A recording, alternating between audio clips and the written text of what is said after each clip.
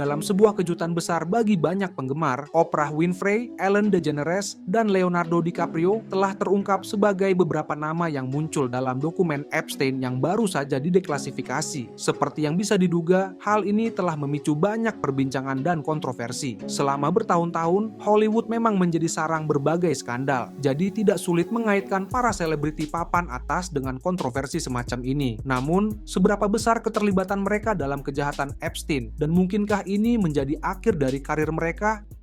Oprah, Ellen, dan DiCaprio dalam masalah. Ketika pemerintahan baru merilis dokumen Epstein, banyak nama-nama besar yang diperkirakan akan terungkap. Orang-orang telah menunggu selama bertahun-tahun untuk mengetahui siapa saja rekan-rekan Epstein, jadi ini adalah masalah yang cukup besar. Nama-nama besar yang muncul, Oprah Winfrey, Ellen DeGeneres, dan Leonardo DiCaprio. Maksudku, itu adalah beberapa wajah yang sangat dikenal, dan keterlibatan mereka langsung memicu kehebohan. Begitu dokumen-dokumen itu tersebar di internet, media sosial langsung meledak. Ada banyak diskusi, perdebatan, dan tentu saja segudang teori konspirasi yang selalu muncul dalam situasi seperti ini. Banyak orang benar-benar terkejut. Rasanya seperti gabungan antara ketidakpercayaan dan rasa penasaran yang mendalam. Sekarang, bagi Oprah, Ellen, dan Leo, situasinya jadi sangat rumit. Di satu sisi, ada para penggemar mereka, orang-orang yang benar-benar loyal dan berkata, nggak mungkin mereka terlibat dalam hal yang mencurigakan. Mereka membela, mengatakan bahwa ini semua hanya kesalahpahaman. Tapi di sisi lain, ada para skeptis, orang-orang yang berkata, nama mereka muncul di sana pasti ada alasannya, dan mereka mulai mempertanyakan semuanya. Media tentu saja langsung menyorotinya, dan itu justru memperbesar situasinya. Sekarang, semua orang sedang mengulik setiap detail sekecil apapun, dan inilah bagian yang benar-benar aneh. Nama Oprah ada dalam dokumen yang bertanggal hingga tahun 2024. Hal itu segera menimbulkan banyak pertanyaan. Meskipun tidak ada dampak langsung dari aktivitas kriminal apapun, orang-orang pasti bertanya-tanya apa hubungannya. Apakah ini hanya sekedar penyebutan biasa? Apakah ada sesuatu yang lebih? Sama halnya dengan Ellen dan Leo. Nama mereka ada di sana, tapi tidak ada keterangan yang spesifik. Jadi semua orang mencoba mengisi kekosongan. Dan dari situlah semua spekulasi berasal. Tentu saja dengan semua ini pertanyaan tentang dokumen itu sendiri muncul. Orang-orang bertanya-tanya apakah dokumen-dokumen itu asli? Apakah telah dimanipulasi, atau apakah konteksnya telah dilebih-lebihkan. Beberapa orang berpikir bahwa ini adalah upaya yang disengaja untuk menodai reputasi para selebriti ini. Fakta bahwa nama mereka ada dalam dokumen-dokumen itu saja sudah menimbulkan banyak kehebohan. Dan sejujurnya, sepertinya hal itu tidak akan mereda dalam waktu dekat. Orang-orang menunggu jawaban, dan sampai mereka mendapatkannya, percakapan akan terus berlanjut. Untuk memahami mengapa semua orang gempar, kita perlu memeriksa seberapa serius kasus ini dan mengapa banyak orang yang mau percaya bahwa para bintang ini terlibat dengan Epstein lebih dari sekedar hal-hal yang terlihat di permukaan. Tidak ada asap tanpa api. Dunia maya, seperti yang kita tahu, bisa menjadi tempat yang liar dan tak terduga, terutama jika menyangkut gosip selebriti dan teori konspirasi. Dan tuduhan bahwa Oprah, Ellen, dan Leo adalah pengunjung Pulau Jeffrey Epstein tentu bukan pengecualian. Sekarang, penting untuk diperjelas. Pada titik ini sebagian besar masih berupa spekulasi. Ada banyak pembicaraan, banyak bagaimana jika, dan banyak bukti yang katanya beredar secara online. Tapi bukti konkret yang tak terbantahkan sering kali sulit untuk dipastikan. Meski begitu, banyaknya rumor yang beredar telah menciptakan kehebohan yang sulit diabaikan. Inti dari masalah ini berasal dari sifat kejahatan Jeffrey Epstein yang sangat mengerikan, jaringan teman dan rekan berpengaruh yang dimilikinya, serta tuduhan perdagangan manusia di bawah umur dan perilaku menyimpang telah meninggalkan noda hitam pada banyak orang, yang bahkan hanya terhubung secara tidak langsung dengannya. Jadi, wajar jika publik ingin tahu jawabannya, dan setiap dugaan keterkaitan dengan Epstein pasti akan mendapat sorotan tajam. Jadi, mengapa tiga selebriti ini secara khusus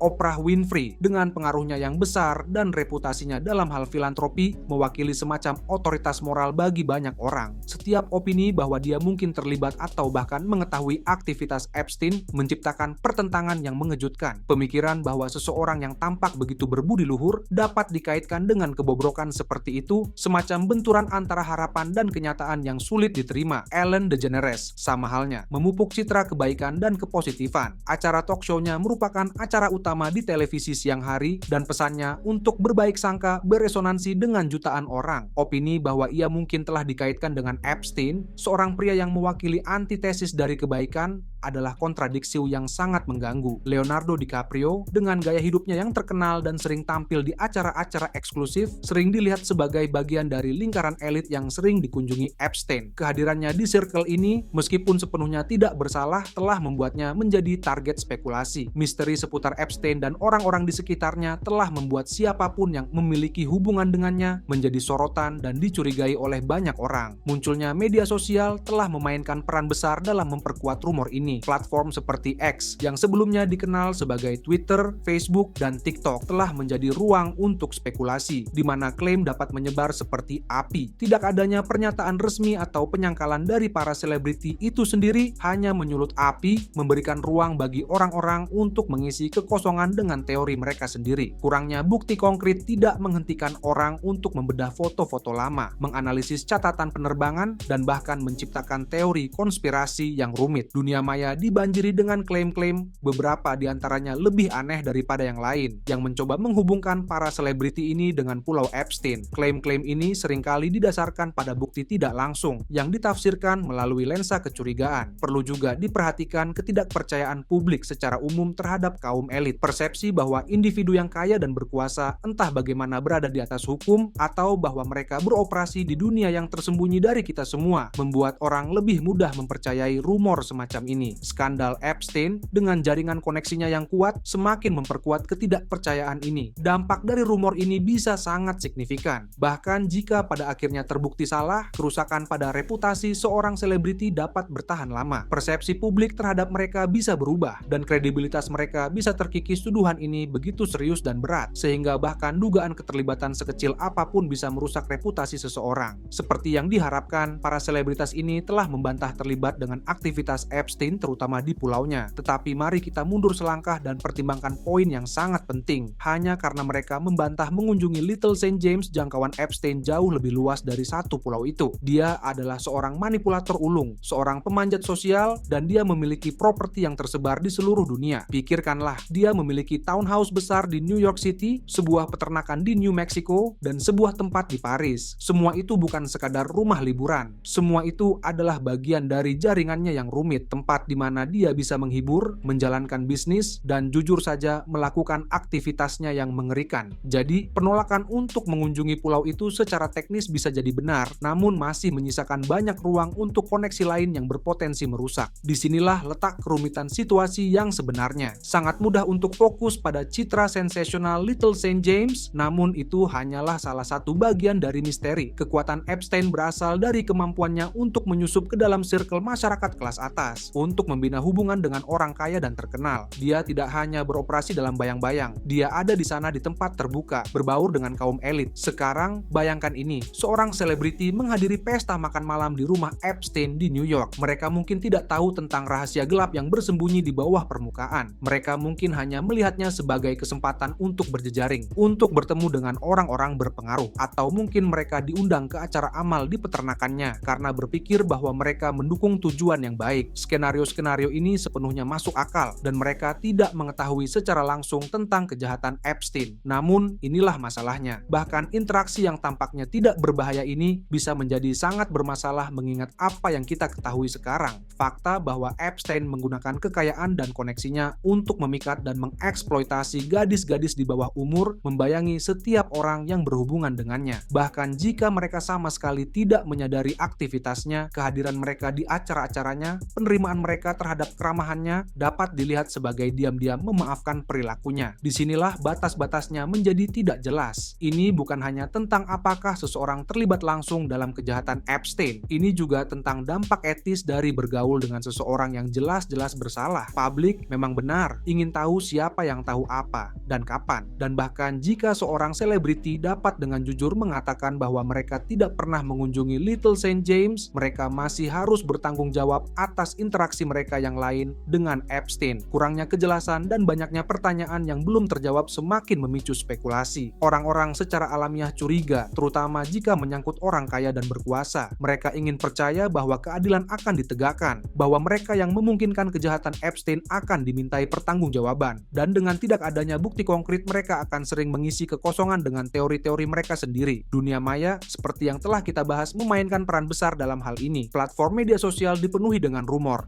sindiran dan setengah kebenaran. Sangat mudah untuk terjebak dalam hiruk-pikuk ini, untuk percaya bahwa setiap tuduhan itu benar. Namun, penting untuk diingat bahwa spekulasi tidak sama dengan fakta. Penting juga untuk mempertimbangkan dinamika kekuatan yang bermain. Epstein adalah ahli dalam memanipulasi orang, membuat mereka merasa berhutang budi padanya. Dia menawarkan akses, pengaruh, dan rasa kehidupan mewah. Sangat mudah untuk melihat bagaimana seseorang dapat terjebak dalam jaringnya, bahkan tanpa menyadari maksud sebenarnya dari aktivitasnya. Pada akhirnya, kebenaran tentang hubungan para selebritas ini dengan Epstein mungkin tidak akan pernah diketahui sepenuhnya. Tetapi fakta bahwa mereka telah menyangkal mengunjungi Little Saint James tidak membebaskan mereka dari tanggung jawab. Mereka masih harus bertanggung jawab atas interaksi mereka yang lain dengannya, dan mereka masih harus berkutat dengan dampak etis dari hubungan mereka. Setidaknya, itulah yang dipikirkan banyak orang. Pemikiran bahwa tokoh-tokoh berpengaruh dalam industri hiburan mungkin terlibat dalam kegiatan kriminal, termasuk perdagangan manusia, bukanlah hal yang baru. Faktanya, Hollywood memiliki sejarah yang secara halus penuh dengan kotak-kotak. Industri hiburan adalah dunia yang penuh dengan kekuasaan, kekayaan, dan pengaruh. Ini adalah tempat di mana mimpi dapat diwujudkan, tetapi juga tempat di mana mereka dapat dieksploitasi. Konsentrasi kekuasaan ini dikombinasikan dengan karakteristik Hollywood yang seringkali tertutup, dapat menciptakan lingkungan di mana penyalahgunaan dapat berkembang. Ini adalah tempat di mana akses dan bantuan dapat diperdagangkan, dan di mana batas antara profesional dan pribadi dapat menjadi sangat kabur. Pikirkanlah tentang hal ini. Hollywood selalu menjadi tempat yang penuh rahasia. Dari skandal casting couch pada zaman keemasan hingga gerakan tagar Me Too yang lebih baru, industri ini telah berulang kali menunjukkan sisi gelapnya. Kisah-kisah eksploitasi dan bahkan aktivitas kriminal bukanlah insiden yang berdiri sendiri. Semua itu merupakan bagian dari sebuah pola, sebuah masalah lumrah yang telah berlangsung selama beberapa dekade. Dan mari kita jujur saja, pemikiran tentang perdagangan manusia di dalam circle ini, meskipun mengerikan, tidak sepenuhnya berada di luar jangkauan. Daya tarik ketenaran dan kekayaan bisa sangat kuat, dan mereka yang menggunakan kekuatan itu dapat dengan mudah mengeksploitasi mereka yang rentan. Keinginan untuk berhasil di Hollywood dapat membuat orang rentan terhadap manipulasi, dan janji akan sebuah kesuksesan karir dapat digunakan untuk memaksa dan mengendalikan. Masalahnya, banyak orang yang memilih untuk diam, takut akan pembalasan, takut dimasukkan ke dalam daftar hitam, takut dipermalukan di depan umum. Ini semua adalah kekhawatiran yang sangat nyata. Berbicara menentang tokoh-tokoh yang berkuasa di Hollywood dapat mengakhiri karir, dan banyak orang tidak mau mengambil risiko itu. Pilihan untuk diam ini menciptakan tempat berkembang biak bagi segala macam pelanggaran. Ketika orang takut untuk berbicara, mereka yang melakukan kejahatan ini dapat beroperasi tanpa hukuman. Mereka tahu bahwa mereka bisa lolos, bahwa korban mereka tidak mungkin maju. Ini adalah bagian besar dari alasan mengapa masalah ini terus berlanjut. Kasus Epstein dengan keterkaitannya pada tokoh-tokoh berpengaruh di berbagai industri telah menyoroti masalah ini. Kasus ini memaksa orang untuk menghadapi kenyataan pahit bahwa kejahatan seperti ini tidak terbatas pada segelintir individu saja. Kejahatan ini bisa menjadi bagian dari jaringan yang lebih besar, sebuah sistem penyalahgunaan yang melibatkan kalangan elit tertinggi dalam masyarakat. Skeptisisme publik terhadap Hollywood bisa dimengerti. Ada perasaan bahwa industri ini adalah lingkaran tertutup di mana orang-orang berkuasa saling melindungi, dan ketika muncul tuduhan tentang aktivitas kriminal, wajar jika banyak yang berasumsi bahwa ada lebih banyak hal yang disembunyikan daripada yang diungkapkan ke publik. Ini bukan hanya tentang individu tertentu, ini tentang budaya Hollywood itu sendiri. Tekanan untuk menyesuaikan diri, tekanan untuk sukses, tekanan untuk mempertahankan image tertentu. Semua faktor ini dapat berkontribusi pada lingkungan yang toksik, dan ketika lingkungan tersebut digabungkan dengan kekuasaan dan kekayaan yang luar biasa yang ada di industri ini, itu adalah resep untuk segala macam hal. Dan jika ada satu hal lagi yang membuat orang kaya dikenal, yaitu menggunakan kekuasaan dan pengaruhnya untuk menutupi kesalahan mereka, yang merupakan alasan lain mengapa banyak orang skeptis.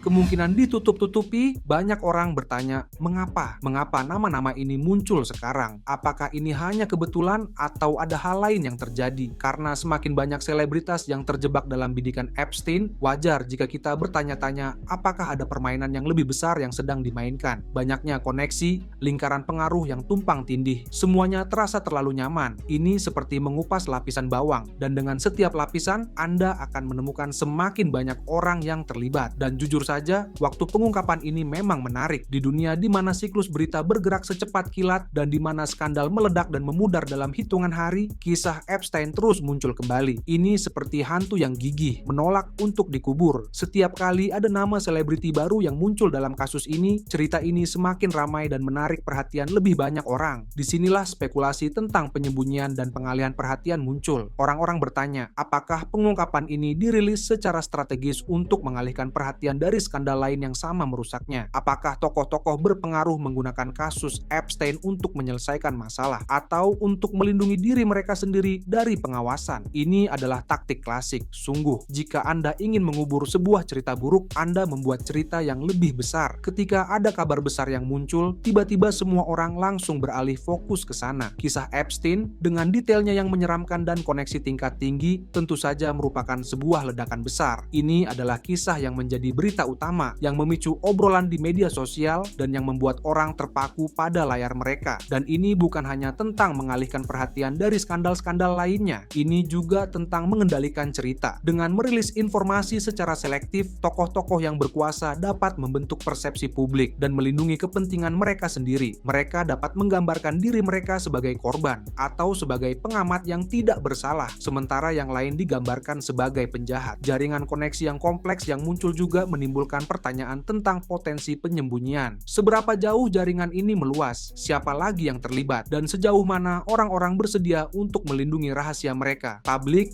dapat dimengerti bersikap skeptis. Mereka telah melihat terlalu banyak skandal yang disembunyikan, terlalu banyak tokoh-tokoh berkuasa yang lolos dari pertanggungjawaban. Mereka sudah lelah diberitahu setengah kebenaran dan kebohongan. Mereka menginginkan cerita yang utuh dan mereka tidak akan berhenti bertanya sampai mereka mendapatkannya. Pengawasan menyeluruh ini memberikan tekanan besar pada mereka yang terlibat dalam kasus Epstein. Mereka tidak bisa lagi mengandalkan kekayaan dan pengaruh mereka untuk melindungi mereka. Mereka dimintai pertanggungjawaban di pengadilan opini publik dan itu bisa sama merusaknya dengan hukuman hukum. Argumen yang menyatakan hanya kebetulan menjadi semakin sulit dipercaya. Banyaknya selebriti yang terlibat waktu pengungkapan, lingkaran pengaruh yang tumpang tindih, semuanya menunjukkan sesuatu yang lebih dari sekadar kebetulan. Hal ini menunjukkan adanya strategi yang disengaja, sebuah langkah yang diperhitungkan untuk memanipulasi persepsi publik. Dan jangan lupakan kekuatan sugesti. Dengan menghubungkan selebriti dengan Epstein, bahkan tanpa bukti konkret, itu merusak reputasi mereka. Ini menciptakan rasa keraguan, kecurigaan yang tersisa bahwa mereka mungkin terlibat dalam sesuatu yang jahat. Kerusakan semacam ini tidak dapat diperbaiki, terlepas dari apakah tuduhan itu benar atau tidak. Sekarang, mari kita bicara tentang faktor utama yang memicu ketidakpercayaan. Keputusan Departemen Kehakiman untuk menyensor bagian-bagian dari dokumen terkait Epstein. Langkah ini lebih dari apapun telah menyulut badai kecurigaan, membuat banyak orang percaya bahwa tokoh-tokoh berpengaruh di pemerintahan dan Hollywood menarik tali untuk melindungi diri mereka sendiri dan teman-teman mereka. Ketika informasi dirahasiakan, terutama dalam kasus yang sangat terkenal dan sangat mengganggu seperti kasus ini, hal itu tentu saja menimbulkan kecurigaan. Orang-orang tidak bodoh. Mereka melihat nama-nama yang disunting, bagian yang dihitamkan, dan mereka langsung berpikir, apa yang mereka sembunyikan? Ini adalah reaksi naluri, perasaan bahwa ada sesuatu yang tidak beres. Penjelasan DOJ yang seringkali dibungkus dengan alasan melindungi privasi atau investigasi yang sedang berlangsung seringkali gagal. Dalam kasus di mana kepercayaan publik telah dilanggar begitu dalam, penjelasan-penjelasan ini tidak cukup. Orang-orang merasa seperti berada dalam kegelapan, bahwa kebenaran yang sesungguhnya sengaja dikaburkan. Dan mari kita jujur saja, pemikiran bahwa orang-orang yang berkuasa menggunakan pengaruh mereka untuk melindungi diri mereka sendiri dari pengawasan bukanlah hal yang mengada-ada. Kita telah melihat hal ini terjadi berkali-kali. Orang kaya dan berkuasa seringkali beroperasi di dunia, di mana aturan tampaknya tidak berlaku bagi mereka. Mereka memiliki akses ke pengacara, perusahaan PR, hingga kesepakatan di belakang layar yang hanya bisa diimpikan oleh kita semua. Jadi, ketika DOJ menyensor dokumen, hal itu memperkuat persepsi ini. Hal ini menunjukkan bahwa ada sistem keadilan dua tingkat, satu untuk kaum elit dan satu untuk semua orang.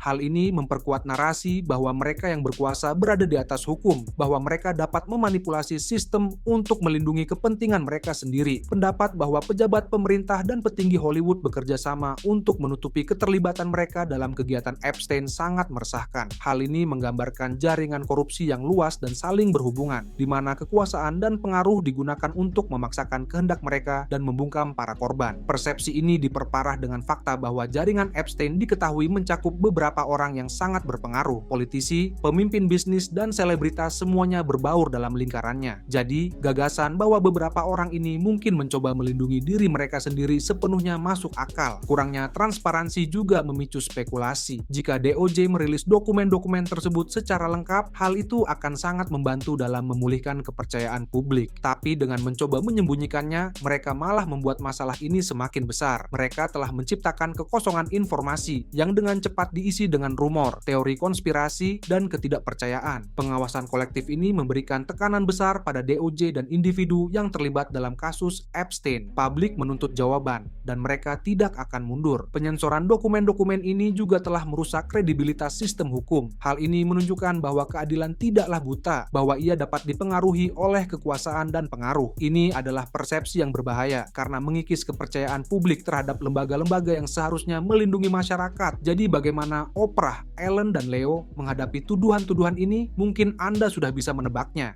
Tanggapan terhadap tuduhan. Oprah secara terang-terangan membantah keterlibatannya dalam tuduhan ini. Oprah Winfrey tanpa diragukan lagi adalah ikon budaya. Dia telah membangun karirnya atas dasar reputasi sebagai sosok yang berintegritas, penuh empati, dan pemberdayaan. Jadi dugaan bahwa dia mungkin terhubung dengan sesuatu yang mengerikan seperti perdagangan manusia jelas mengejutkan banyak orang. Inilah sebabnya mengapa penyangkalan langsung dari Oprah begitu penting. Dia jelas menyadari betapa beratnya tuduhan ini dan mengambil langkah untuk melindungi citranya. Faktanya, ini bukan pertama kalinya Oprah menghadapi situasi semacam ini. Di tahun 2020, dia pernah membantah tuduhan perdagangan manusia setelah muncul rumor yang mengaitkannya dengan Harvey Weinstein. Jarak yang diambilnya dari Epstein juga merupakan langkah strategis. Oprah tampak berusaha menciptakan garis tegas antara dirinya dan dunia gelap Epstein. Dengan menegaskan bahwa dia tidak pernah terlibat dengan pulau atau aktivitas Epstein, dia berharap dapat meminimalkan dampak buruk terhadap reputasinya. Pendekatan proaktif ini bisa dimengerti, mengingat betapa sensitifnya tuduhan ini. Perdagangan manusia dan pelanggaran perilaku adalah kejahatan yang sangat serius, dan setiap dugaan keterlibatan bisa berdampak besar. Dengan menghadapi tuduhan ini secara langsung, Oprah mencoba mengendalikan narasi dan melindungi reputasinya. Namun, fakta bahwa ia merasa perlu untuk mengeluarkan bantahan yang begitu kuat menunjukkan bahwa ia khawatir tentang potensi rumor ini untuk mendapatkan daya tarik. Dan memang benar, dunia maya adalah tempat berkembang biak bagi informasi yang salah, dan bahkan klaim yang tidak berdasar pun bisa menyebar dengan cepat. Tanggapan publik terhadap penyangkalan Oprah beragam. Beberapa orang mempercayainya, sementara yang lain tetap skeptis. Skeptisisme tetap ada meskipun pemeriksa fakta telah memverifikasi bahwa Oprah tidak disebutkan sebagai klien atau rekanan Epstein. Verifikasi ini ditambah dengan penyangkalannya yang kuat. Seharusnya secara teori mengakhiri rumor tersebut. Namun, seperti yang telah kita lihat, netizen cenderung terus mempercayai dan menyebarkan sebuah cerita, bahkan setelah cerita itu sudah dibantah. DiCaprio, di sisi lain, dengan statusnya sebagai bintang papan atas dan kehadirannya yang sering di acara-acara bergengsi, menjadi sasaran empuk untuk rumor semacam ini. Dia bergaul di kalangan yang sama dengan banyak individu kaya dan berpengaruh yang dikaitkan dengan Epstein. Jadi, bahkan koneksi sekecil apapun yang dianggap ada bisa memicu spekulasi besar. Timnya telah membantah keterlibatan apapun yang merupakan respon standar dalam situasi seperti ini. Ketika nama seorang selebriti dikaitkan dengan skandal, biasanya perwakilan mereka akan mengeluarkan pernyataan untuk meluruskan keadaan dan melindungi reputasi klien mereka. Ini adalah langkah pengendalian kerusakan yang bertujuan untuk meminimalkan dampak dari rumor tersebut. Namun, seperti yang telah kita lihat dengan Oprah, bantahan tidak selalu bisa menghentikan spekulasi. Situasi Ellen sangatlah unik. Dia telah melalui perhitungan publik, sebuah periode pengawasan yang ketat menyusul tuduhan lingkungan kerja yang toksik di acara bincang-bincangnya. Pengalaman ini kemungkinan besar memainkan peran penting dalam pendekatannya saat ini terhadap rumor Epstein. Dia sudah pernah terbakar, dan dia mungkin berhati-hati untuk menambahkan bahan bakar ke dalam api. Fakta bahwa dia tetap rendah hati sejak kontroversi acara tersebut menunjukkan hal itu. Dia jelas mengambil langkah mundur, membiarkan debu mengendap. Periode keheningan relatif ini kemungkinan merupakan langkah strategis, sebuah cara untuk menghindari pengawasan publik lebih lanjut. Dalam konteks ini, secara langsung menanggapi tuduhan Epstein dapat dilihat sebagai langkah yang berisiko. Hal ini dapat menarik perhatian yang tidak diinginkan, menghidupkan kembali kontroversi di masa lalu, dan berpotensi membukanya untuk kritik lebih lanjut. Dia berpotensi memperhitungkan bahwa akan lebih baik untuk membiarkan situasi ini berjalan. Tuduhan terhadap acaranya dan dampak yang terjadi setelahnya kemungkinan besar berdampak besar pada dirinya. Dia mungkin telah belajar dengan cara yang sulit bahwa persepsi publik dapat berubah dengan cepat, dan bahkan citra yang dibuat dengan hati-hati pun dapat hancur dalam sekejap. Oleh karena itu, kebisuannya bisa dilihat sebagai bentuk pertahanan diri. Kemungkinan besar, ia berusaha menghindari terulangnya pemberitaan negatif dari pers dan reaksi publik yang dialaminya selama kontroversi acara tersebut. Penting juga untuk mempertimbangkan sifat dari tuduhan terhadap Epstein. Tuduhan itu sangat serius, sehingga setiap respons harus dipikirkan dengan matang. Kesalahan langkah sekecil apapun bisa berakibat fatal. Allen harus mempertimbangkan risiko dan manfaat dari membuat pernyataan publik, dan dalam situasinya saat ini, diam mungkin tampak seperti pilihan yang paling aman. Kontroversi di masa lalunya juga menciptakan sudut pandang berbeda bagi publik dalam menilai dirinya. Orang mungkin lebih cenderung mempercayai rumor negatif, mengingat rekam jejaknya baru-baru ini. Ini adalah kenyataan yang tidak menyenangkan, tetapi itu adalah sesuatu yang harus dihadapinya. Namun, kurangnya respons langsung bukan berarti dia tidak peduli terhadap tuduhan tersebut. Kemungkinan besar, dia sedang memantau situasi dengan cermat, dan timnya mungkin bekerja di balik layar untuk mengendalikan dampak potensial. Ada juga kemungkinan bahwa dia menunggu informasi yang lebih jelas sebelum membuat pernyataan. Dia mungkin berharap rumor itu pada akhirnya akan mereda, atau perkembangan lain akan mengalihkan perhatian dari dirinya. Apapun alasannya, satu hal yang jelas adalah dia dan para selebriti lainnya tentu tidak ingin namanya tercemar karena dikaitkan dengan Jeffrey Epstein. Terima kasih telah menonton video ini. Jika Anda ingin menonton video menarik lainnya seperti ini, klik salah satu video di layar Anda sekarang juga.